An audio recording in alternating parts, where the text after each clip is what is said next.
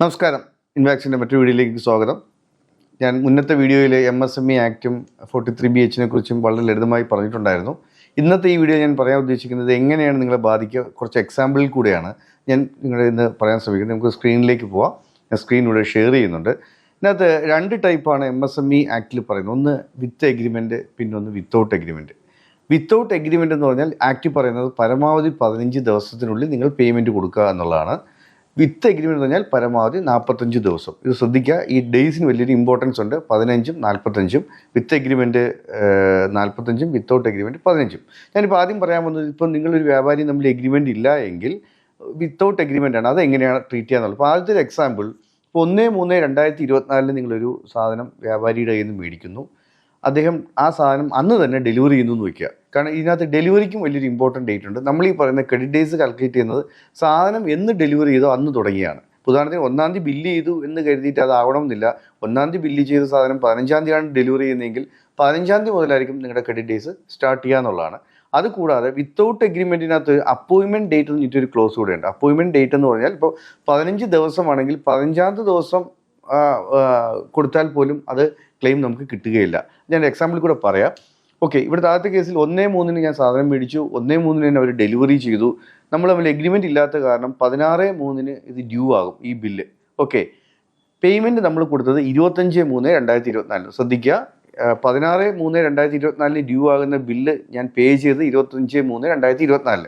ഈ കേസിൽ ഈ പുതിയ നിയമം ബാധകമാകുമോ ഇല്ലയോ? ഇല്ല. എന്തുകൊണ്ടെന്ന് പറഞ്ഞാൽ നിയമത്തിൽ പറയുന്നത് ആ സാമ്പത്തിക വർഷം അവസാനിക്കുമ്പോൾ ആ നിൽക്കുന്ന ഔട്ട്സ്റ്റാൻഡിങ്ങിൽ ഈ പറയുന്ന എഗ്രിമെൻ്റ് അനുസരിച്ചിട്ടുള്ള ഏതെങ്കിലും എമൗണ്ടുകൾ പെൻഡിങ് ഉണ്ടോ ഇല്ലയോ എന്നാണ് നോക്കുന്നത്. ഇവിടുത്തെ കേസിൽ എന്താ, 16/3/2024 ഡ്യൂ ആയെങ്കിൽ പോലും 25/3 അതായത് ആ സാമ്പത്തിക വർഷം തന്നെ ഞാൻ പേയ്മെൻറ്റ് കൊടുത്ത് തീർത്തത് കൊണ്ട് ഇത് ഈ പറയുന്ന നിയമത്തിൽ പരിധി വരികയില്ല, നമുക്കിത് ആഡ് ബാക്ക് ചെയ്യപ്പെടുകയില്ല. ഓക്കെ, ദെൻ രണ്ടാമത്തെ കേസ് എന്താണെന്ന് പറഞ്ഞാൽ 1/3/2024 ഞാൻ മേടിക്കുന്നു, 1/3/2024 ഒരു സാധനം ഡെലിവറി ചെയ്യുന്നു. ഈ പറഞ്ഞ പോലെ നമ്മുടെ ഡ്യൂ ഡേറ്റ് എന്ന് പറഞ്ഞാൽ 16/3/2024 പക്ഷെ പേയ്മെൻറ്റ് നമ്മൾ കൊടുക്കുന്നത് 3/4/2024, അതായത് അടുത്ത മാസത്തിലേക്ക് പോയി. ഇവിടുത്തെ കേസിൽ എന്താ സംഭവിക്കുക? ഇവിടുത്തെ കേസിൽ നമുക്ക് നമ്മുടെ ഇൻകത്തിലേക്ക് ഈ എമൗണ്ട് ആഡ് ബാക്ക് ചെയ്യും. കാരണം 16/3 ഡ്യൂ ഡേറ്റ്, നമ്മൾ അതിനുള്ളിൽ കൊടുത്തില്ല.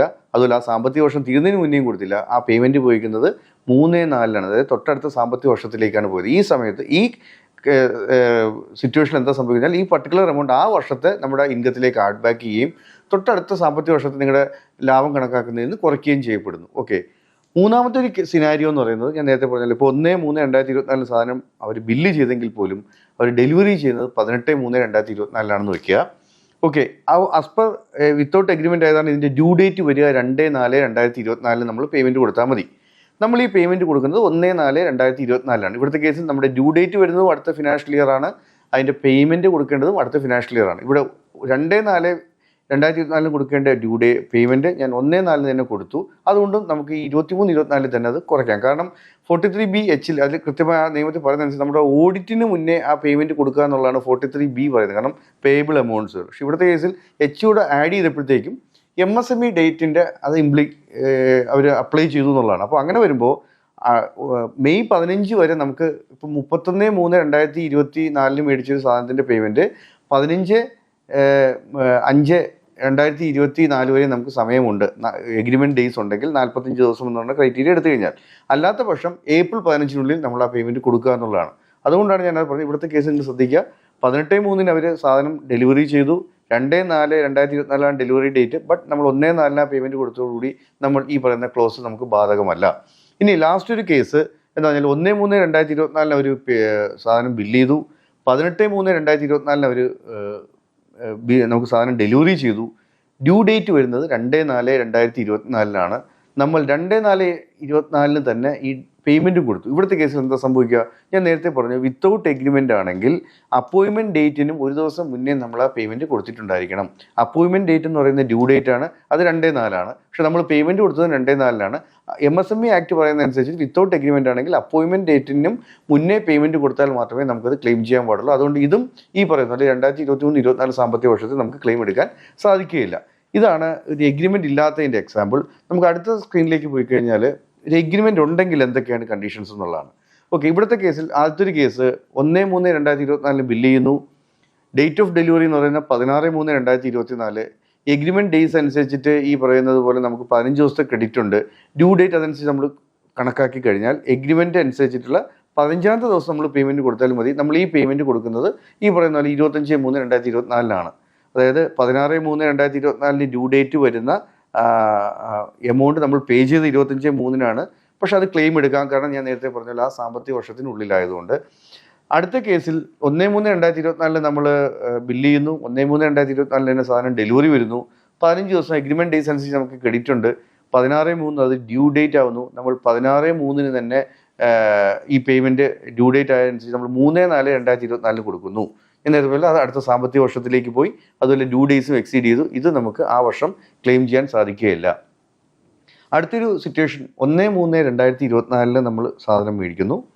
18/3/2024 അവർ ഡെലിവറി തരുന്നു. 15 ദിവസത്തെ ക്രെഡിറ്റ് ഡേയ്സ് അനുസരിച്ച് നമുക്ക് 2/4/2024 ഡ്യൂ ആകുന്നു. നമ്മൾ ആ പേയ്മെൻറ്റ് 2/4/2024 തന്നെ നമ്മൾ കൊടുക്കുന്നു. ഇത് നമുക്ക് എലിജിബിൾ ആണ്. ഞാൻ നേരത്തെ പറഞ്ഞതനുസരിച്ചിട്ട് എഗ്രിമെൻ്റ് ഇല്ല എങ്കിൽ മാത്രമാണ് ഡ്യൂ ഡേറ്റിന് ഒരു ദിവസം മുമ്പേ നമ്മൾ കൊടുക്കേണ്ടത്. എഗ്രിമെൻ്റ് ഉണ്ടെങ്കിൽ നമുക്ക് ഡ്യൂ ആവുന്ന ഡേറ്റിന് തന്നെ കൊടുത്താലും നമ്മൾ എലിജിബിൾ ആവും. ഇവിടുത്തെ കേസിൽ 2/4 നമ്മളുടെ ഡ്യൂ ഡേറ്റ് വരിക. അന്ന് തന്നെയാണ് നമ്മൾ പേയ്മെൻറ്റ് കൊടുത്തത്. അതുകൊണ്ട് നമ്മളതിന് എലിജിബിളായി. എന്തുകൊണ്ടാണ്? നമ്മൾ എഗ്രിമെൻ്റ് ഉള്ളതുകൊണ്ട്.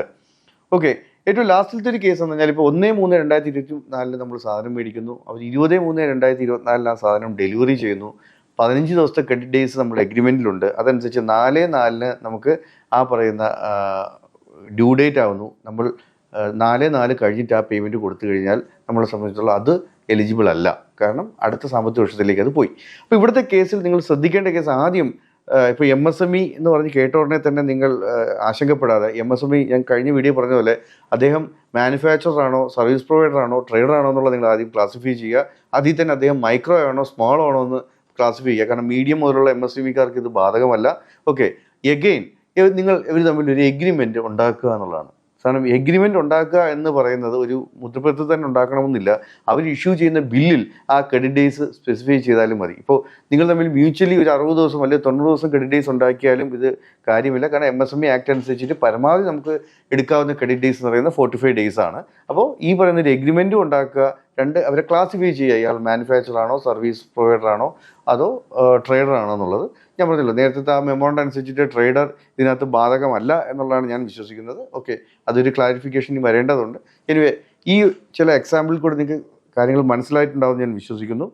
ഇനി അടുത്തൊരു വീഡിയോയിൽ ഞാൻ ഇതിൻ്റെ കണ്ടിന്യൂഷൻ ആയിട്ട് ചെയ്യുന്നത് എങ്ങനെയാണ് ഇൻവാക്സ് സോഫ്റ്റ്വെയറിലേക്ക് നമ്മൾ ഉൾക്കൊള്ളിച്ചിരിക്കുന്നത്, എന്തൊക്കെ കാര്യങ്ങളാണ് നിങ്ങൾ സോഫ്റ്റ്വെയറിൽ വരുത്തേണ്ട മാറ്റങ്ങൾ, അത് അടുത്ത വീഡിയോയിൽ ഞാൻ പറയുന്നതായിരിക്കും.